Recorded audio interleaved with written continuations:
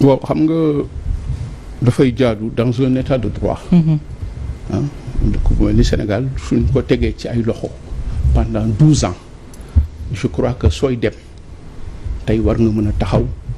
wax nit ñi le bilan de ces 12 ans surtout que nag yu bëri xew na fi en termes de droits humains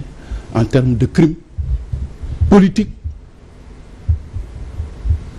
et économiques. tey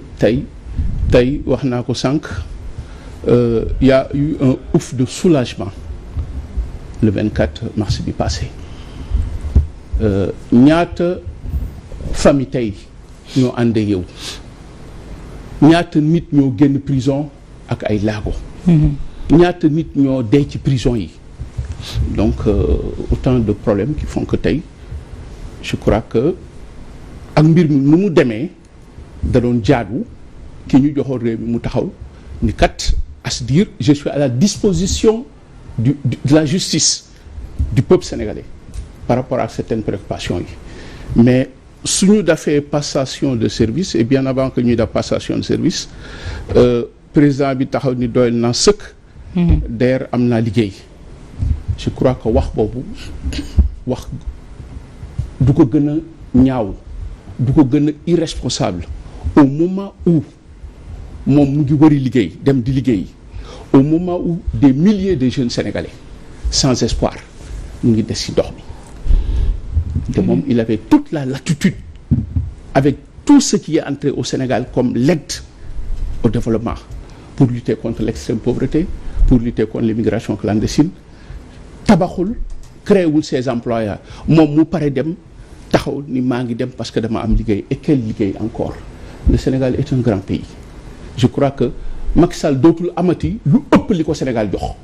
ba muy dem di d'accord nekk un commis de la France je pense que ça aussi c'est rabaisser encore le Sénégal maintenant au-delà de tout cela tey nous avons des préoccupations tout le pays scandale ñoo fi nekk kii jël na li kii jël na li kii sur le dos du contribuable sénégalais oui. Le pays est surendetté bu si kanamee di ngeen gis lépp et ñan ñoo koy fay le Sénégalais lambda qui ne parvient plus à vivre parce que keroog dama génn ci benn émission am ku ma ni waxal ci mi sax léegi benn yoon lay tegu benn yoon la ñuy lekk par jour au moment où une petite minorité ñu ngi def lu leen neex donc ñun ci loolu la ñu waxee di man sama xel te je crois que je ne suis pas le seul Macky Sall warul woon génn Sénégal ah bon non mais non parce que mais regarde tout ce qui se passe dans ce pays là ce 2 février pour yow waru woon te jël l'avion fii mais non et puis ni ñu ko génnee la et puis non Macky Sall warul woon génn maintenant génn na nous avons des préoccupations des scandales il y a eu des crimes des gens ont été tués le sang s'est versé ak yeneen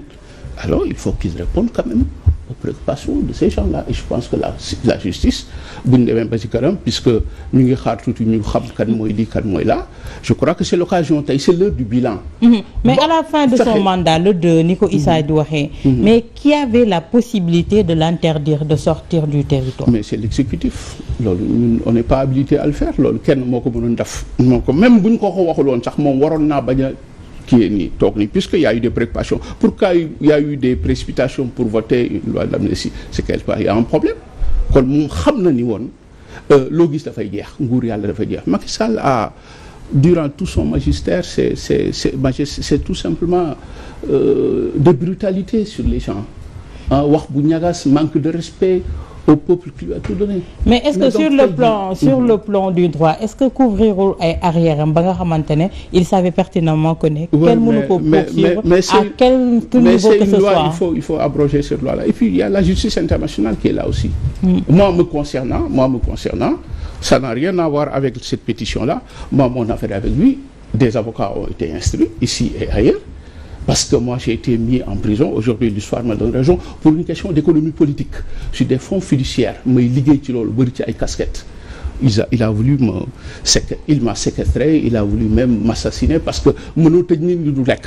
des conditions de détention qui font qu'aujourd'hui je suis sorti avec des séquelles kooku mënuñu ko bàyyi je voudrais savoir le pourquoi et nous sommes nombreux dans ce pays-là on veut savoir pourquoi pour lii dootu fi amati d'accord parce que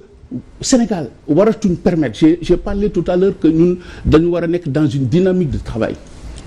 et aujourd'hui on doit s'abonner aux obligations de résultat kon waratuñ d'accord yi fi am yëpp ci ay rëq-rëq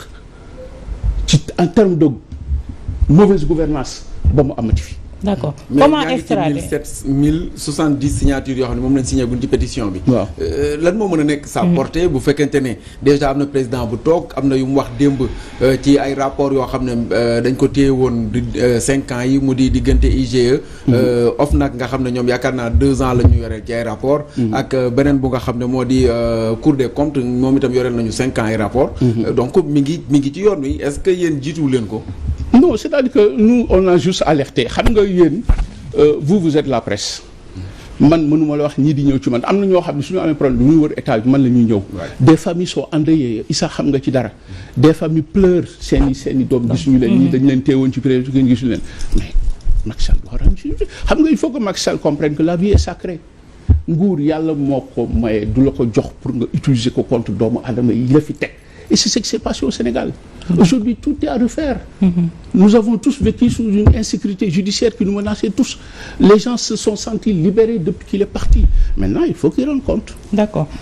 Ayoba, pétition bi lan mooy doon porter? Peut-être une pression politique et populaire boo xamante ni dañ koy teg ci autorités yi nga xamante ni ñoo fi toog pour ñu fexe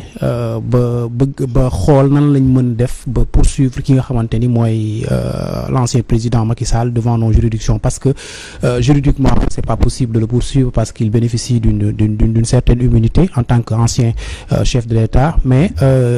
c'est pas complètement fermé cette porte parce que mën nañ ko topp devant la haute cour de justice si jamais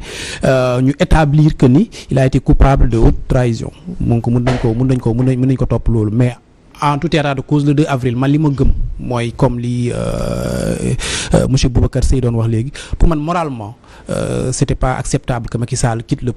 le Sénégal aussitôt avoir fait la passation de service avec le nouveau président monsieur Bassirou Diomaye Faye parce que il nous a dirigé pendant 12 ans suñu secret yëpp mu xam ko des secrets de défense ay secrets d'État yoo xamante ni yëpp mi ngi ak moom donc kooku mel noonu pour man bu wàccee ci nguur gi waruñu ko bàyyi mu génn immédiatement ci réew mi yóbbaale suñu secret défense yóbbaale suñu secret d'état yoo xamante ni à tout moment mën nañu nuire sur le plan de la sécurité et sur un autre plan sur le plan économique et tout je pense que waroon na fi des au moins 3 mois def ak état des lieux ak ki nga xamante ni moo ko remplacer fii lépp li nga xamante ni confié nañ ko en tant que comme ay secret yooyu yëpp ñu fexe nu ñu remettre à jour li nga xamante ni mooy protection données yooyu nga xamante ni moom la yoroon à sa disposition balaa ñu koy permettre à ce que mu génn sur le territoire bu fekkee dafa am yeneen soxla yoo xamante ni moom la am extérieur mais nga def passation de service à 14h 15h même pas 19h nga jël sa avion génn avec tout ce que tu as comme information sur notre pays parce que tu as dirigé le pays pendant 12 ans tu dirigeais le Conseil national de sécurité chaque mardi au Palais de la République tu connais beaucoup de choses sur la sécurité sur la défense de notre pays ñu bàyyi la comme ça nga génn réew mi dem ak tous ces secrets là je pense que ñi fi nekk tey jii ak ñëpp ñi nga xamante ni ñooñu war a jiitewaat war nañ gëstuwaat ci naka la ñuy protéger suñuy données yooyu nga xamante ni président bi moom la fi nekk ba comme on l'a vécu contre avec Abdou Diouf en 2000 dafa quitter pouvoir bi jël avion dem. Mais est-ce que son départ n'était pas une entente avec nos autorités d'aujourd'hui? Entente ou pas entente mën naa nekk du ma weddi ni entente am na parce que entre eux ils ont discuté avant l'élection présidentielle avant le scrutin mais li ci ëpp solo mooy ñoom les nouvelles autorités ils ont dit qu'il y aurait justice nag suñ ko waxee pour moi le premier responsable de tout ce qui s'est passé entre 2021 et 2024 le premier responsable c'est Macky Sall. Il n'y en a pas d'autre. C'est le plus grand responsable de tout ce qui s'est passé parce que s'il avait joué pleinement son rôle li xew ci événement yooyu noonu du xew ba ay centaines voire des dizaines de personnes de Sénégalais ji ci ñàkk seeni bakkan donc pour man Macky Sall doit être traduit en justice ça moom man dama ci fekk si li nga xamante ni mooy bukka si maintenant nag c'est dans la faisabilité ci laay ñëw parce que il bénéficie comme je dis d'une certaine immunité en tant qu'ancien chef de l'État xaw ma nag nan la ñuy defee peut-être pression boobu rek la ñu mën a teg peut-être woo askan bu fekk si leen ci pétition boobu ba autorités yi buñ jotee ni sénégalais yi kat bëgg nañ lii war nañoo mën a seet nag nan la ñuy def ba vraiment li nga xamante ni mooy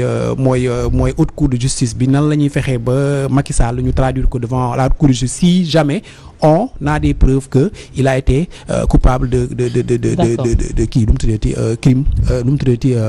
haute trahison voilà mais Boubacar tey jii mi ngi wax faisabilité est-ce que tey jii les dossiers qui sont pendants